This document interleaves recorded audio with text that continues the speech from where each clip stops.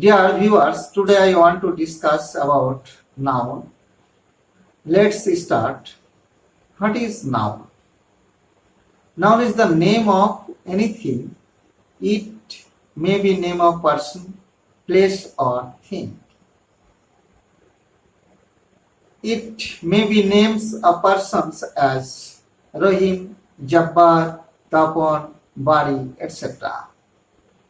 It may be names of places as Juginda, Bhashala, Damkar and Barhampur, etc. It may be names of things as chair, table, bench, sugar, rice, tea, etc.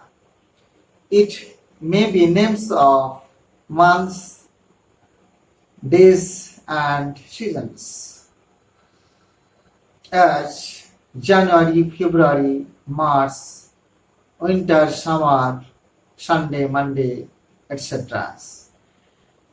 It may be names of qualities or actions as kindness, courage, knowledge, power, honesty, etc. Thank you.